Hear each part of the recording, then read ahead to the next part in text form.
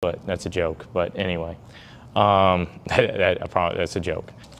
And I wanted to go ahead and turn, while I'm on this topic, to Colossians, while Paul is talking about this level of forgiveness and treating him like you would treat me.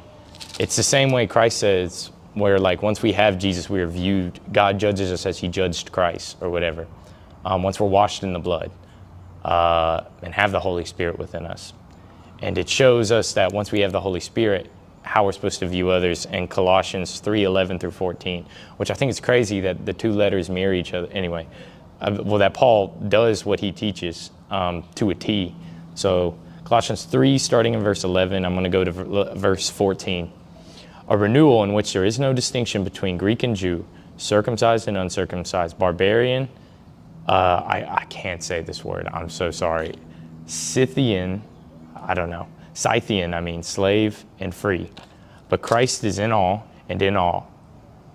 But Christ is all and in all, So as those who have been chosen of God, holy and beloved, put on a heart of compassion, kindness, humility, gentleness, and patience, bearing with one another and forgiving each other. Whoever has complaint against anyone, just as the Lord forgave you, so must you do also. In addition to all these things, put on love, which is the perfect bond of unity, which is, I don't think I need to tell you how beautiful that is and how that is like, again, that's just what Christ does. That's what he should look like with you. It shouldn't look like beef between one another. It shouldn't look like turmoil between a parent and a child. It shouldn't look like two people bickering at each other with unforgiveness everywhere.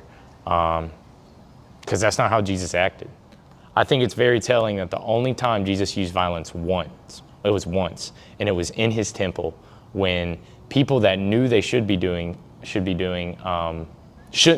what they were doing, and they had turned his place to a den of thieves, he said, and he flipped tables, he whipped and broke everything, and everyone's so quick to quote that, but no one's quick to talk about how when the lady who committed adultery was brought up and was like, hey, or Jesus was like, ye who is without sin, cast the first stone.